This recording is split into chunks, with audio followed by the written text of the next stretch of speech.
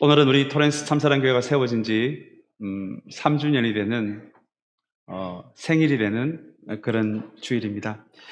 오늘 이 시간을 통해서 다시 한번 주님께로부터 주어지는 은혜, 그리고 그 은혜에 대한 감사, 기쁨, 그리고 우리를 불러주신 그 주님의 부르심을 다시 한번 확인할 수 있는 그런 은혜가 우리 가운데 있게 되기를 간절히 소망합니다. 오늘은 구약 성경에 굉장히 자주 나오는 단어 하나로 우리 오늘 말씀의 시간을 좀 시작하기를 원하는데요. 그 단어는 바로 기억하라 라는 말씀입니다. 하나님이 어떤 분이신지, 그리고 너희들을 위해서 무슨 일을 하였는지를 결코 잊어서는 안 된다라는 말씀이 특별히 구약 성경의 여러 군데서 나오는 기억하라 라는 말씀입니다. 우리 구약을 보시면은 하나님을 기억하는 곳에 어떤 일이 벌어지기를 시작했는지가 자세히 나와 있습니다. 하나님을 기억하는 곳에, 그곳에 은혜가 흘러 들어왔습니다. 그 안에 공평함과 정의가 흘러 들어왔습니다. 그 안에 진리가 들어오고 선함이 들어오고 아름다움이 들어오기를 시작합니다. 그리고 그 안에 하나됨을 이루어갑니다. 그리고 그 안에는 겸손한 사랑의 섬김이 흘러 들어오기를 시작합니다. 구약성경 여러 군데에서 이야기하는 하나님을 기억하는 곳에 바로 이와 같은 일들이 벌어지기를 시작했다라고 하는 것이 구약성경이 우리에게 이야기하는 기억하라라는 이 단어의 의미입니다. 오늘 창립 3주년을 맞이하면서 그동안 3년 동안 함께 해주신 우리 하나님을 기억하는 시간이 되시기를 간절히 소망합니다. 하나님을 기억함과 동시에, 그리고 이 교회의 존재 목적이 무엇인지, 이 교회의 본질이 무엇인지, 그리고 교회에게 주어지는 부르심은 무엇인지도 오늘 우리가 이 3주년 주일 되는 이 예배에 우리가 기억할 수 있다라면, 하나님을 기억하는 이곳에 우리 구약 성경에서뿐만 아니라 지금 이 시대에도 우리에게 하나님의 은혜가 부어지고 공평이 부어지고 하나됨이 부어지고 겸손한 사랑의 섬김이 부어지는 은혜가 우리 교회 가운데 넘쳐날 줄 믿습니다. 먼저 성경이 이야기하는 교회에 대한 첫 번째 본질은, 교회는 바로 진리를 가르치고 배우는 곳이라는 그런 본질입니다. 교회를 한문으로 표현할 때 가르칠 교자, 그리고 모임 회자를 쓰는 이유가 바로 거기에 있습니다. 교회는 바로 진리를 가르치고 배우는 곳이라는 의미입니다. 그러나 여러분, 진리를 단순히 가르치기만 하고 단순히 배우기만 하는 곳이 교회는 아닙니다. 우리가 진리를 가르치고 배우는 곳이라는 이 교회의 본질을 생각할 때 우리가 반드시 기억해야 할 것이, 반드시 기억해야 하는 단어가 바로 조율이라는 단어입니다. 단순히 배우고 단순히 배우는 곳이 아니라 우리가 배운 이 진리를 가지고 진리를 통해 우리의 삶을 그 진리에 조율하는 곳, 조율까지도 일어나는 것이 바로 이 교회의 본질 가운데 하나입니다. 제가 아마 조율이라는 이야기를 몇 번 나누었던 기억이 나는데요. 우리 피아노도 그렇고요. 그다음에 현악기인 바이올린도 그렇고 시간이 지나면 아무리 조율을 해놔도 느슨해지기 마련인 것이 우리 피아노라는 악기, 그리고 현악기들입니다. 그래서 이 현악기들, 피아노는 조금 시간이 지나면 반드시 다시 조율을 해 주어야 합니다. 그런데 여러분, 이 조율할 때 이 조율을 내 마음대로 하면 큰일 나겠죠? 우리 이 세상 전체가 함께 사용하는 도레미파솔라시도라는 기준음에 맞추어서 조율을 해야 하는 것이 악기에 대해서 우리가 가끔 해야 하는 조율입니다. 여러분, 우리의 신앙도 마찬가지거든요. 우리가 비록 주님의 자녀가 되었지만 우리의 삶도 가만히 놔두면 느슨해지기를 시작합니다. 진리에서 멀어지기를 시작합니다. 양심이 무감각해지기를 시작합니다. 그래서 여러분, 이 교회는 진리가 선포가 되어야 하고, 진리를 가르쳐야 하고, 진리를 배워야 하고, 이 진리를 가지고 우리의 삶을 그 진리에 조율하는 곳이 되어야 합니다. 만약에 교회가요, 이 진리의 말씀에 우리를 조율하지 않고 이 세상에 유행하는 성공의 법칙으로 우리의 삶을 조율하기를 시작한다면, 그렇다면 여러분, 오늘 이 성경에 이야기하는 교회의 본질에 비춰보자면 그곳은 결코 교회가 될 수 없을 것입니다. 이 진리에 나를 조율하지 않고 결국 내 생각, 내 방식, 내 자존심대로만 살아간다면 그곳은 교회가 될 수 없다라고 하는 것이, 교회는 진리를 가르치고 배우고 그리고 그 진리에 나를 조율하는 곳이라는 성경이 이야기하는 첫 번째 교회에 대한 본질입니다. 오늘 3주년을 맞이하면서 먼저 이 본질을 우리가 꼭 기억하기를 원합니다. 이 교회는 우리에게 주신 이 선물 같은 이 선물인 우리 이 참사랑 교회는 먼저 진리를 가르치고 진리를 배우고 그리고 이 진리로 우리의 삶을 조율해 나가는 그런 진리의 공동체가 되기를 주님의 이름으로 축복합니다. 그리고 성경이 이야기하는 두 번째 교회의 본질은 사귐입니다. 특별히 바울 사도가 이 사귐이라는 단어를 참 많이 사용을 했습니다. 우리에게 익숙하기도 하는 이 교제라는 단어가 바로 사귐과 같은 의미인데요. 우리 신약 성경이 기록된 헬라어로는 이 사귐이라는 단어가 코이노니아입니다. 아마 한두 번 들어보셨을 것 같아요. 이 코이노니아라는 단어의 의미는 사귐, 교제입니다. 특별히 바울 사도는 교회를 이야기할 때 교회는 진리를 가르치는 곳이기도 하지만 참된 사귐이 일어나는 곳, 그곳을 교회라고 바울은 불렀습니다. 그렇다면 여러분, 이 사귐이라는 단어를 통해서 우리가 교회를 생각한다면 교회의 본질은 무엇이겠습니까? 교회는 바로 하나님과 참된 사귐을 배우고 연습하고 훈련하는 곳입니다. 또한 더 나아가서 저와 여러분 그리고 공동체 안에서 교인들 사이에 참된 사귐을 배우고 연습하고 훈련하는 곳이, 여러분, 그것이 바로 성경이 이야기하는 두 번째 본질로서의 교회의 모습입니다. 우리 역사적으로 처음 생겨진 교회가 바로 이 초대교회인데요. 초대교회는 놀랍게도 그 안에 위선에 대한 이야기가 여러 군데 나오기를 시작합니다. 왜냐하면 이 교회 안에 참된 사귐이 자리를 잡아야 하는데 참된 사귐 대신에 위선이 자리 잡기를 시작할 때 이 교회의 본질인 이 참된 사귐이 무너질 수 있기 때문에, 특별히 사도행전에서는 이 초대교회 안에서 위선이라는 주제를 굉장히 심각하게 다루고 있습니다. 여러분, 위선이 무엇입니까? 위선은 실제로 나는 그런 사람이 아닌데 내가 사람들이 모인 장소에서 그런 사람인 척하는 것이, 여러분, 그게 위선입니다. 나는 정말 기도의 사람이 아닌데 사람들이 있는 데서는 기도하는 사람인 척하는 것. 그래서 나의 실제 모습보다 사람들에게 나를 더 포장해서 나를 보이기를 시작한다면 그것이, 여러분, 위선입니다. 만약에 이 위선이 우리 참사랑교회 교인과 교인 사이에 서로 교제하는 방식이라고 여러분 가정해 보십시오. 우리 교회 큰일 나지 않겠습니까? 큰일 나지 않겠습니까? 그래서 성경은 이 교회의 두 번째 본질을 참된 사귐이라고 이야기합니다. 하나님과의 참된 사귐을 만들어가고 교인과 교인 사이에 참된 사귐을 만들어가는 곳, 여러분, 그것이 바로 우리 성경이 이야기하는 두 번째 본질로서의 교회의 모습입니다. 그렇다면 진짜 건강한 교회는 어떤 교회이겠습니까? 그 교회는 내가 나를 포장하지 않아도 내 마음이 불안하지 않는 곳입니다.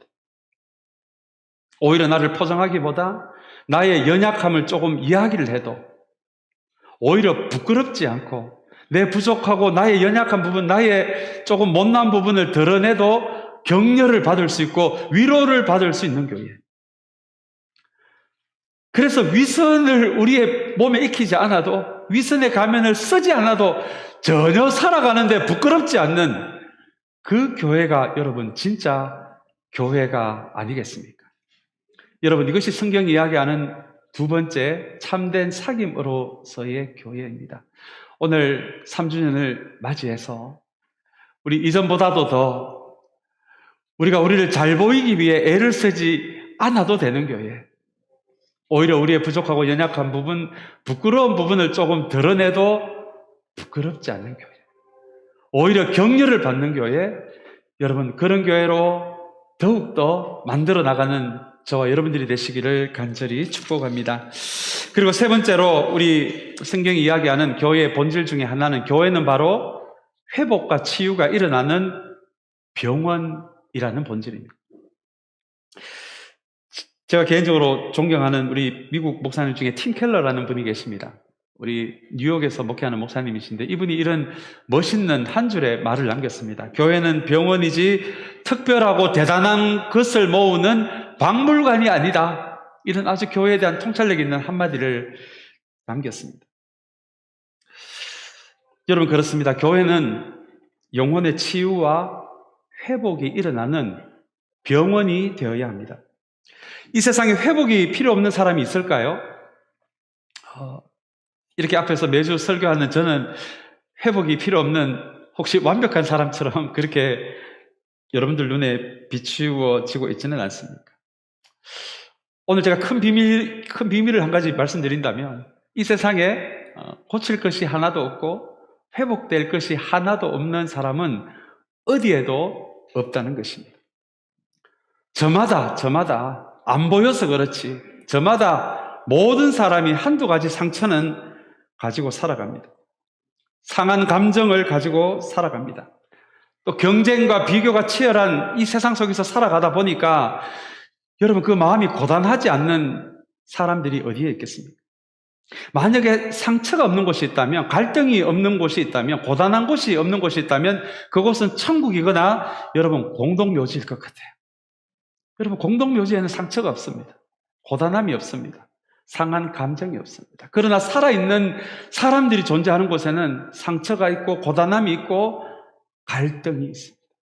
이것이 우리가 살아가는 우리의 실제 모습입니다. 또한 성경은 죄의 본질을 자기 중심성이라고 합니다.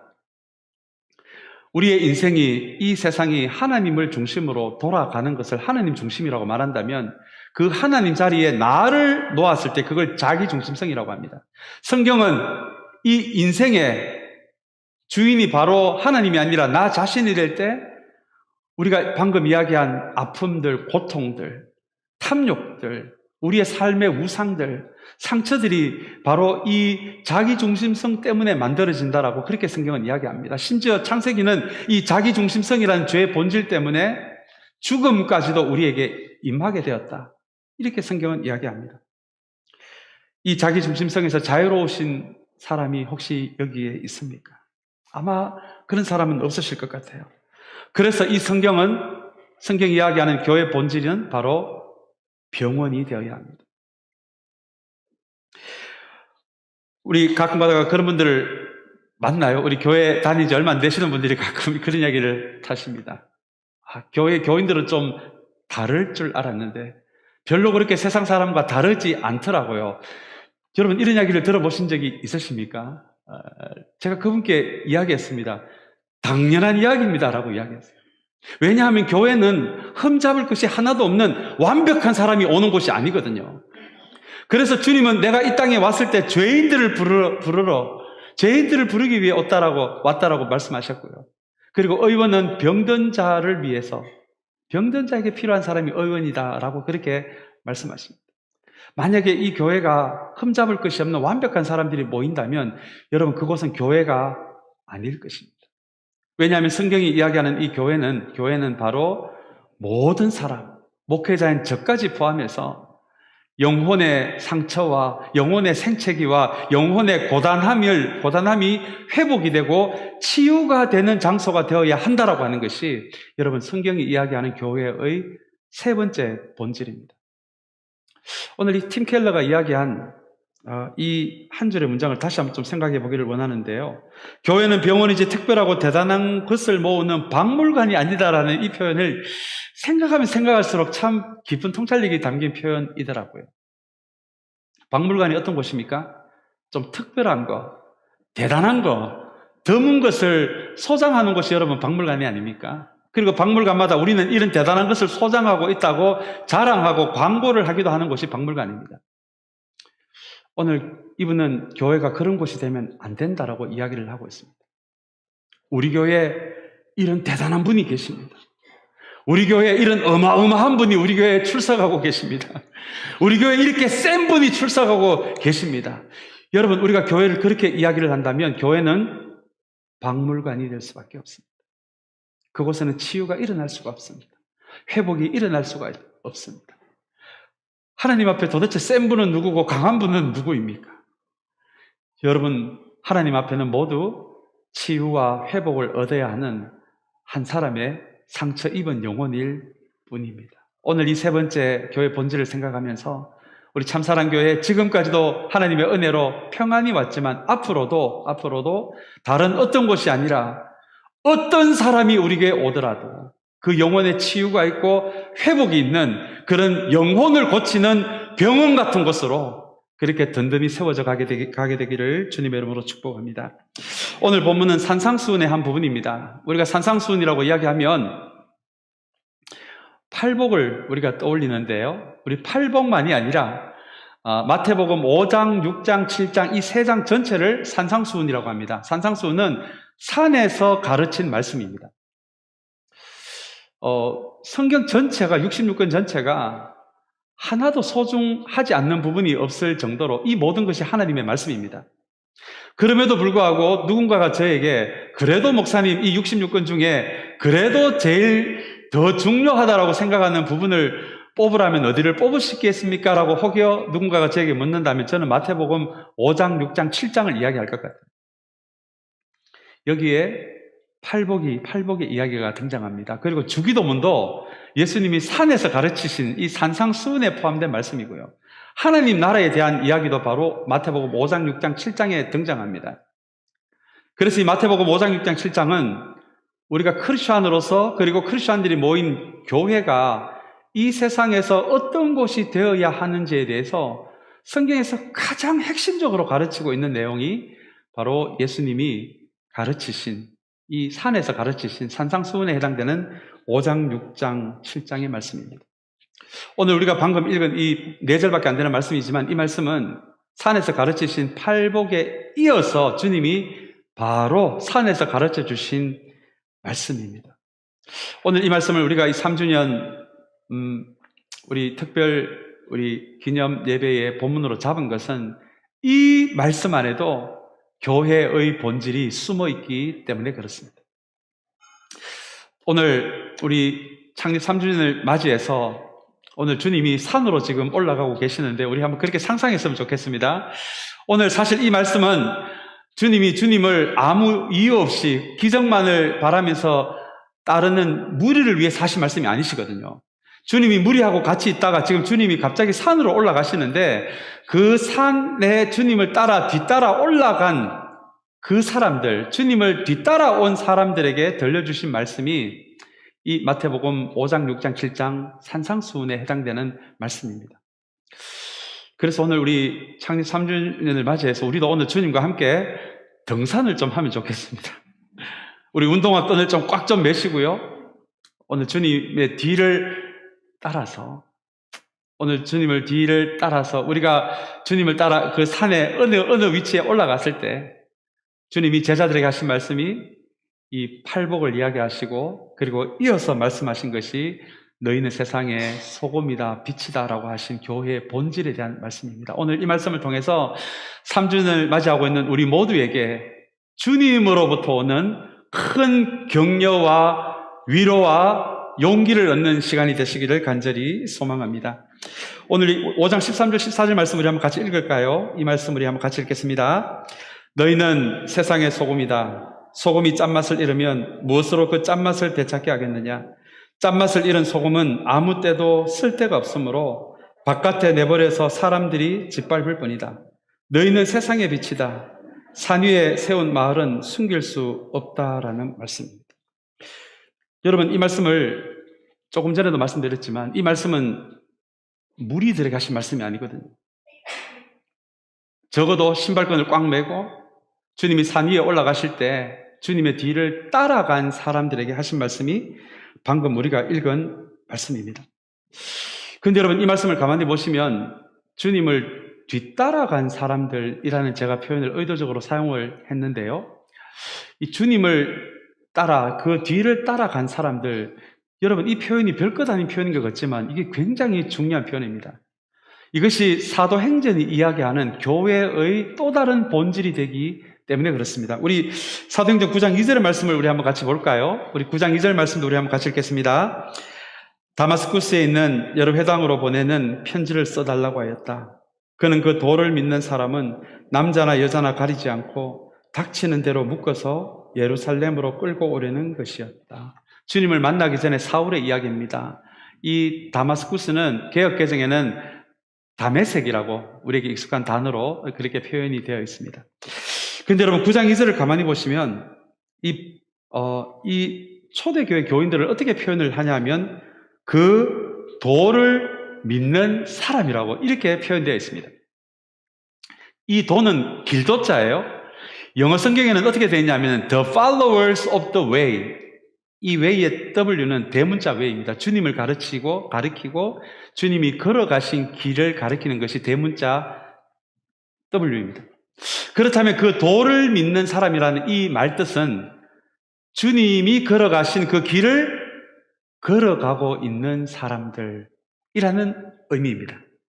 이게 여러분 초대교회가 세워진 당시에 크리스천의 정의였어요. 초대교회는 주일에 예배드리러 왔다가 그리고 예배 마치고 집에 가는 사람을 크리스천이라고 부르지 않았습니다. 초대교회는 누구를 크리스천이라고 불렀냐면 주님이 걸어가신 그 길을 걸어가는 사람들. 그 사람을 크리스천이라고 그렇게 불렀고요. 그 크리스천들이 모인 곳을 교회라고 불렀던 것입니다. 그래서 오늘 우리가 읽은 이 본문 전체 자세히 나오지는 않지만 지금 예수님은 산 위에 올라가셨고요. 그리고 그 뒤를 따라 신발끈을 꽉 매고 그래도 주님을 따라 산 위에 올라간 사람들, 주님을 뒤따라간 사람들을 향해서 오늘 주시는 말씀이 너희는 세상의 소금이다, 너희는 세상의 빛이다라는 말씀입니다. 어제 제가 이 말씀을 가만히 묵상해 보니까 우리에게 너무 익숙한 말씀이어서 이걸 어떻게 묵상해야 되나? 이렇게도 생각해 보고 저렇게도 생각해 보다가 갑자기 문득 이런 생각이 저에게 들었습니다. 주님은 우리를 향해 소금이라고 말씀하시고 빛이라고 말씀하셨는데 정말 우리의 본질이 속속들이 소금이어서 우리를 소금이라고 불러주셨을까? 우리의 본질이 어두움이 하나도 없는 빛이기 때문에 그래서 우리를 빛이라고 불러주셨을까? 아무리 생각해도 여러분 그렇지 않더라고요. 제가 제 자신을 봐도 이것은 아닐 것 같아요. 왜냐하면 제가 오늘 주님께서 정말 제가 소금이라서 저를 소금이라고 불러주셨다고 생각해 보니까 제 안에는 소금만 있는 것이 아니라 때로는 변질되는 모습도 있어서 오히려 소금이 필요한 사람의 모습도 저 안에 있더라고요. 빛도 마찬가지입니다. 어둠이 하나도 없는 빛이어서 나를 빛이라고 불러주신 것이 아니라는 거죠. 왜냐하면 제가 제 자신을 봐도 제 안에는 제가 어쩔 수 없는 어두움이 가끔 저를 사로잡을 때가 있거든요. 그렇다면 여러분, 왜 주님은 오늘 이렇게 흠이 많고 연약하고 여전히 어두움을 가지고 있고 때로는 부끄러움도 가지고 있는 우리들이 그저 주님을 뒤따른다고 해서 우리를 빛이라고 불러주시고 소금이라고 불러주고 계실까요? 이것을 은혜라고 합니다. 소금이 아닌데 지금 우리를 소금이라고 불러주시는 거예요. 실제로는 우리는 빛이 아닌데 우리를 지금 빛이라고 주님이 불러주시고 계신 것입니다. 어떤 물건을 구입하는데 우리가 100불을 지불하면 그 물건은 100불짜리입니다. 어떤 영성가는 우리 크리스찬을 예수님 짤이라고 이렇게 표현을 하시는 분이 계시더라고요. 왜냐하면 우리를 구원하시기 위해서 주님은 주님의 생명을 대가로 지불하셨기 때문에 우리는 예수님 짤입니다.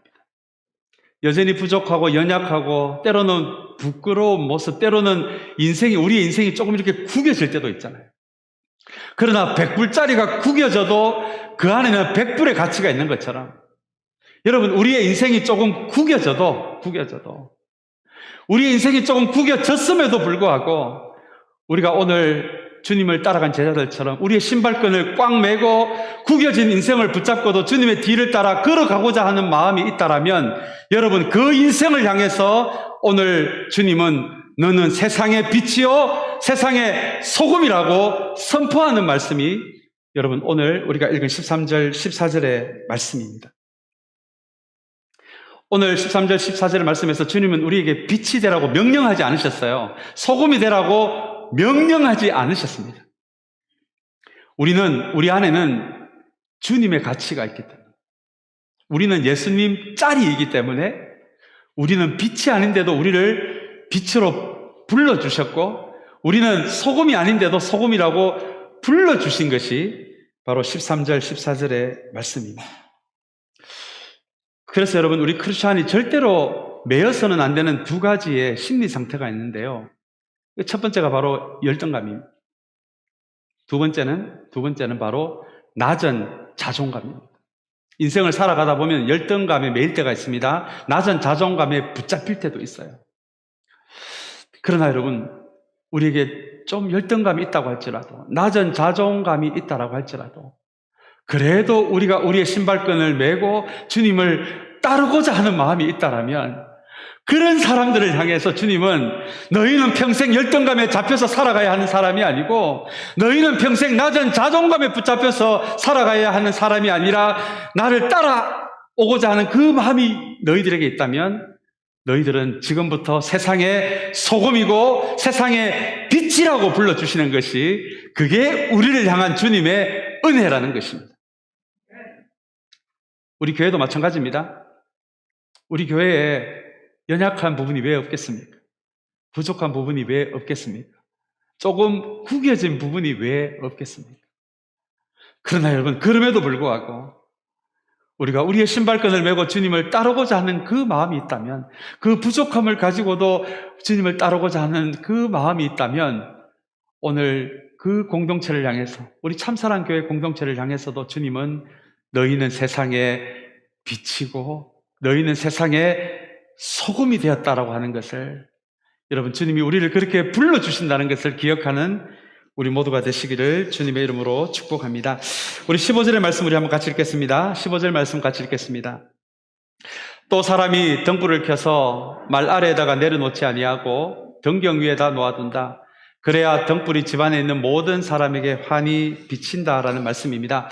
오늘 이 말씀도 익숙하실 거예요. 근데 등불을 켜서 말 아래에다, 제가 성경을 열심히 안 읽을 때는 이 말이 홀스인 줄 알았습니다. 동물. 그래서 등불을 왜 말 밑에다가 둘까 이렇게 생각을 했는데, 영어 성경을 보니까 이 말이 그 말이 아니고요, 곡식을 재는 나무로 된 그릇을 의미합니다. 바람이 많이 불면 등불이 빨리 닦기 때문에 그 곡식을 재는 그릇을 등 위에다가 이렇게 두기도 했던 것이 그 시대 관습이었습니다. 그러면 등은 천천히 따름에도 불구하고 등불을 그 그릇으로 덮어 놓았기 때문에 아마 그 주변은 환하지 않았던 것이 아마 그 시대에 살아가는 등불을 아끼는 방식이었습니다. 그 다음에 보시면 어디다가 둔다라고 이야기합니까? 등경입니다. 등경은 이 등불을 두는 그 스탠드를 의미합니다. 그러면 등불을 켜서 곡식을 재는 그 안에다가 두지 않고 등불 위에 둘 때 그때 무슨 일이 벌어집니까? 등불이 집안에 있는 모든 사람에게 환히 비친다라고 이야기를 합니다. 여러분, 소금도 같은 원리입니다. 소금은요, 변질이 일어나는 곳에 접촉이 되어 있어야, 그 위에 뿌려서 접촉이 되어 있어야 더 큰 변질을 막게 하는 것이 소금이 하는 역할입니다. 이게 그 말씀이거든요. 만약에 교회가, 우리가 앞부분에서 이야기한 교회 본질, 병원 이야기, 이건 전부 다 교회 안에서 벌어지는 일이거든요. 근데 오늘 이 말씀이 정말 놀라운 것은, 우리가 교회 안에서 진리를 듣고 우리를 치유하고 참된 사귐을 만들어가는 것, 이것도 너무너무 소중한 교회의 본질이지만, 오늘 주님은 이 산상수훈을 통해서 마침내는 교회의 담을 넘어서서 죄로 인해 점점 오염되어져 가고 있는, 변질되어져 가고 있는 이 세상 속으로 들어가야 하는 것이 교회의 본질이 되어야 된다라는 말씀이 오늘 우리에게 주시는 이 소금과 빛의 이야기입니다. 만약에 우리가 이 교회가 좋사오니 하면서 교회 안에만 머물잖아요. 그렇다면 우리는 봉지 안에든 봉지에서 뜯지도 않는 소금과 같은 존재가 될 것입니다.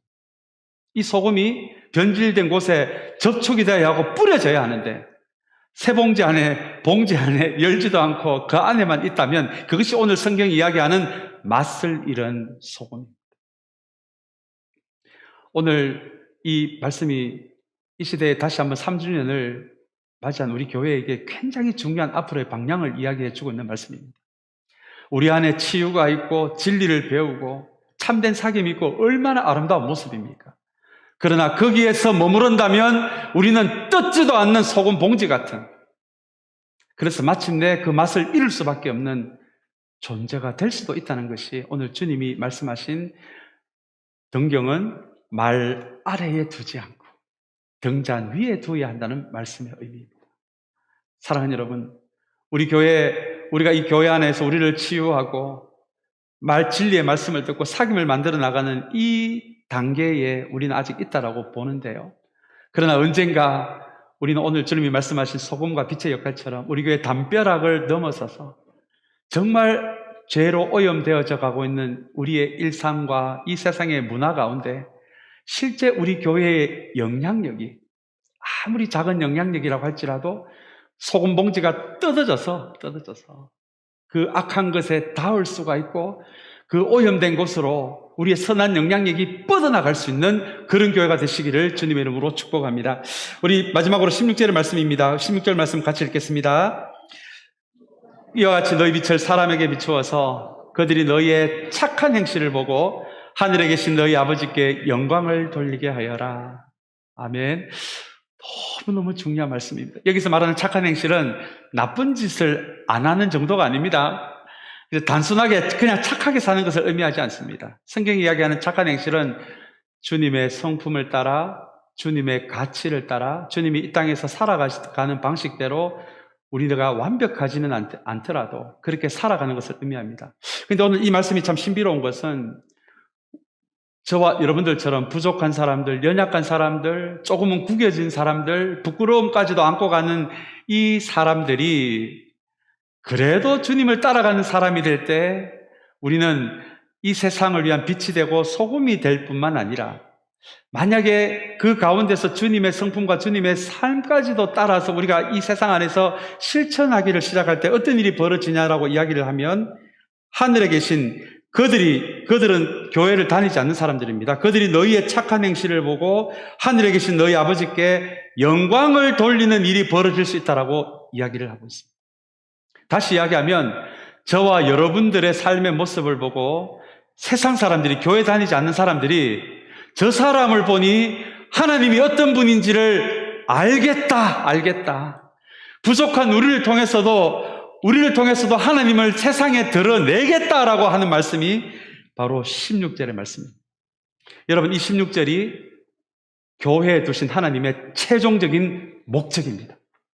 우리는 그저 이 안에서 천국 가는 티켓 하나 받는 정도로 만족하면서 살아가는 것이 우리의 궁극적인 목적이 아니라 교회에 두신 하나님의 궁극적인 목적은 우리가 이 세상을 위한 소금과 빛이 되어서 부족하고 연약한 우리 인생이지만 우리를 소금이라고 불러주시니, 빛이라고 불러주시니 감사합니다라는 마음으로 주님의 성품을 따라, 주님의 삶의 방식을 따라 이 세상에서 살아가게 될 때 부족한 우리를 통해서도 세상 사람들이 하나님을 발견할 수 있는 그런 인생, 그런 교회가 되는 것, 여러분, 이것이 교회에 두신 하나님의 최종적인 교회를 향한 목적입니다. 오늘 이 3주년을 맞이하면서 우리가 이 꿈을 꾸기를 원합니다. 우리 안에 좋은 게 얼마나 좋습니까? 하나 되어가고 너무너무 필요한 일이고 너무너무 소중한 일입니다. 그러나 어느 시점에서는 우리가 우리 교회 담벼락을 넘어서서 우리의 소금 봉지를 뜯어서 오염되어져 가고 있는 곳에 주님의 선한 영향력까지도 끼칠 수 있는 그런 진짜 교회, 그런 참다운 주님의 참사랑 교회가 되시기를 주님의 이름으로 축복합니다. 우리 같이 기도하겠습니다.